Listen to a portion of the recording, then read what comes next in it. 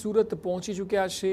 જે કાર્યક્રમ અંતર્ગત તેઓ સુરત આવવાના હતા ત્યાં તેઓ પહોંચ્યા। એલએનટીના પ્લાન્ટમાં જવાના છે। હા, પહોંચી ગયા છે એલએનટીના પ્લાન્ટમાં। તેઓ ત્યાં જે મેન્યુફેક્ચરિંગ થયું છે ડિફેન્સના ઉપકરણો એ તમામની માહિતી તેઓ મેળવી રહ્યા છે। આ જોરાવર ટેન્ક છે કે જે જોરાવર ટેન્ક અહીં બની છે અને તેની વિશેષતાઓ એ 25 કિલો વજનવાળી અને ખૂબ લાઇટ વેઇટ હોય છે। તેને લિફ્ટ કરી શકાય છે, પહાડી વિસ્તારોમાં પણ એરલિફ્ટ કરી શકાય છે તેવી આ ટેન્ક છે। કુલ એલએનટીએ બનેલા જે મેન્યુફેક્ચરિંગ કરેલા ઉપકરણો છે તેની માહિતી તેઓ મેળવી રહ્યા છે। વધુ માહિતી આપી રહ્યા છે સંવાદદાતા બળદેવ સુથાર। બળદેવ, અત્યારે તેઓ એલએનટી પ્લાન્ટમાં છે અને જે ઉપકરણો બન્યા છે તેનું નિરીક્ષણ કરતા જોવા મળી રહ્યા છે। જી, જે રીતે વડાપ્રધાન નરેન્દ્ર મોદી છે તે સુરતની આવી પહોંચ્યા છે અને સૌપ્રથમ જે છે સુરત એરપોર્ટ ખાતે તેમનું આગમન થયું હતું અને ત્યારબાદ જે રીતે જે હેલિકોપ્ટર મારફતે સુરતના હજીરા વિસ્તારમાં આવેલી એલએનટી કંપનીની અંદર જે છે તે હેલિકોપ્ટર મારફતે પહોંચ્યા છે અને અત્યારે જે રીતે દ્રશ્યોની અંદર જોઈ શકાય છે તે પ્રમાણે કે વડાપ્રધાન છે તે જે એલએનટી કંપનીની અંદર જે મુલાકાત લઈ રહ્યા છે, અલગ અલગ જે શસ્ત્રો છે, અલગ અલગ જે ટેન્કો છે તેની વિઝિટ કરી રહ્યા છે। કારણ કે જે રીતે યુદ્ધની પરિસ્થિતિ અત્યારે જે ચાલી રહી છે અલગ અલગ દેશોની વચ્ચે અને તે વચ્ચે અત્યારે જે એલએનટી કંપનીની અંદર જે પ્લાન્ટની જે મુલાકાત કરી રહ્યા છે તે દેશ માટે સૌથી મહત્વની સાબિત થઈ શકે છે। અત્યારે વડાપ્રધાન છે તે એલએનટી કંપનીની અંદર અલગ અલગ જે મિસાઇલો છે, અલગ અલગ જે ટેન્કો છે, જે અલગ અલગ જે નાના મોટા જે વિમાનો છે, ડ્રોન છે, જે યુદ્ધમાં જે વપરાઈ શકે છે અને જે કહી શકાય છે ભારતની અંદર જે બની રહ્યા છે, એટલે કે સ્વદેશી જે હથિયારો છે તે હવે ભારત દેશ ધીરે ધીરે જે બનાવવા માટે આગળ વધી રહ્યું છે અને આવનારા દિવસોની અંદર આ એક સૌથી મોટી સફળતા કહી શકાય છે। 18,000 કરોડથી વધુના જે વિકાસના કાર્યોનું પણ આજે લોકો સમક્ષ જે ખુલ્લા મૂકવાના છે। અત્યારે અલગ અલગ જે રીતે એલએનટી કંપનીની અંદર જે પહોંચ્યા છે, પોતે જે એલએનટી કંપનીના જે મેનેજર છે તેમની સાથે સતત તમામ બાબતોને જે સમજાવી રહ્યા છે તે પ્રમાણે અત્યારે એક પછી એક જે પ્લાન્ટ કઈ રીતે આખા બનાવવામાં આવે છે, એક પછી એક જે રીતે ટેન્કો કઈ રીતે બને છે, તેનો ઉપયોગ કઈ રીતે થઈ શકે છે, તેની ક્ષમતા કેટલી છે, કેટલા સમયની અંદર જે દુશ્મનોને સુધી પહોંચી શકાય, આ તમામ બાબતોને લઈને ઝીણવટભરી જે છે તે ચર્ચા છે તે અત્યારે કરવામાં આવી રહી છે। કારણ કે 45 મિનિટ સુધી આજે એલએનટી કંપનીની અંદર તેમની જે વિઝિટ છે અને ત્યારબાદ જે હેલિકોપ્ટર મારફતે સુરત એરપોર્ટ ખાતે પહોંચશે અને ત્યારબાદ જે બાય રોડ છે તે જે ઇન્ડોર સ્ટેડિયમે જ્યાં સભાનું આયોજન કર્યું છે, ઇકોનોમિક સભા જે કહી શકાય, તેની અંદર પહોંચવાના છે। 2000 વધુ કરતા સાયકલો સાથે જે ડેપ્યુટી સીએમ છે તે પહોંચ્યા હતા અને અત્યારે જોઈ શકાય દ્રશ્યોની અંદર વડાપ્રધાન છે એલએનટી કંપનીની અંદર છે તે નિરીક્ષણ કરતા નજરે પડી રહ્યા છે। સૌ દેશોની પણ એક આ નજર આજની જે વિઝિટ છે તે એલએનટી કંપનીની અંદર જે પ્લાન્ટમાં જે વિઝિટ છે તે દેશની અંદર પણ એક ચર્ચાનો વિષય બની રહેશે અને સાથોસાથ જે દુશ્મન જે કહી શકાય છે આપણા જે દુશ્મનો દેશો છે તેમના માટે એક સૌથી ચિંતાજનક આ બાબત કહી શકાય। જી બળદેવ, લાઇન પર રહેજો। જે અત્યારે એલએનટી પ્લાન્ટની તેઓ મુલાકાત લઈ રહ્યા છે તેની ખાસિયતની જો વાત કરવામાં આવે તો મેક ઇન ઇન્ડિયા અભિયાન હેઠળ સંપૂર્ણ સ્વદેશી રૂપથી વિકસિત કરાયેલી ટેન્ક જોરાવર છે। લદ્દાખ અને એલએસી જેવા દુર્ગમ પહાડી ક્ષેત્રો માટે ડિઝાઇન કરાઈ છે, જે દ્રશ્યોમાં જોઈ શકાય છે।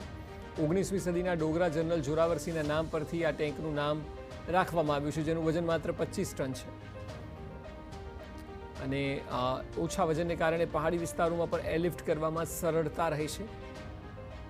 અત્યાધુનિક 155 mm 52 કેલિબરની સ્વસંચાલિત હોવિત્ઝર તોપ પણ ત્યાં છે।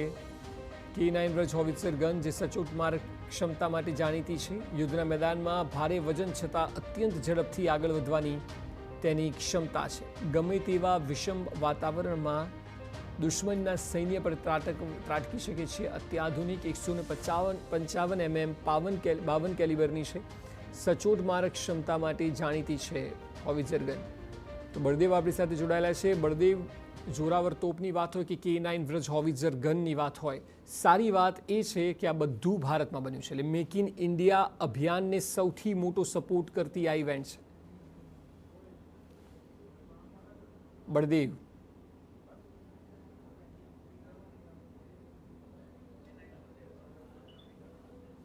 બળદેવ સાથે સંપર્ક કરીશું થોડી વારમાં, પરંતુ જે ખાસિયત છે એ તમામ ઇક્વિપમેન્ટની એ છે કે મેક ઇન ઇન્ડિયા છે। એટલે એલએનટી પ્લાન્ટમાં જે બની છે તમામ, જેનો અત્યારે નિરીક્ષણ કરી રહ્યા છે પીએમ નરેન્દ્ર મોદી, દ્રશ્યોમાં જોઈ શકાય છે તે બધું જ મેક ઇન ઇન્ડિયા પ્રોજેક્ટ અંતર્ગત બનાવવામાં આવ્યું છે। એ ચાહે જોરાવર ટેન્ક હોય કે પછી હોવિત્ઝર ગન હોય।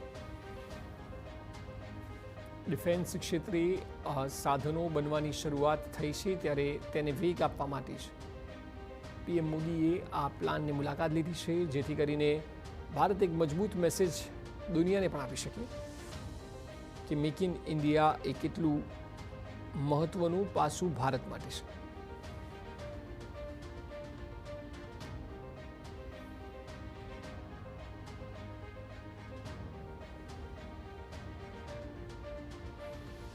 તો જોરાવર ટેંકની ખાસિયતો પણ સતત આપને બતાવી રહ્યા છે. જી બળદેવ, મારો સવાલ એ હતો કે વડાપ્રધાનની જે ઇવેન્ટ છે, ચાહે એ હોવિત્ઝર ગન હોય કે જોરાવર ટેન્ક હોય, આ બધું જ મેક ઇન ઇન્ડિયા પ્રોજેક્ટ અંતર્ગત બન્યું છે, એટલે આ સૌથી મોટો દિવસ મેક ઇન ઇન્ડિયાને પ્રોત્સાહન આપવા માટે પણ.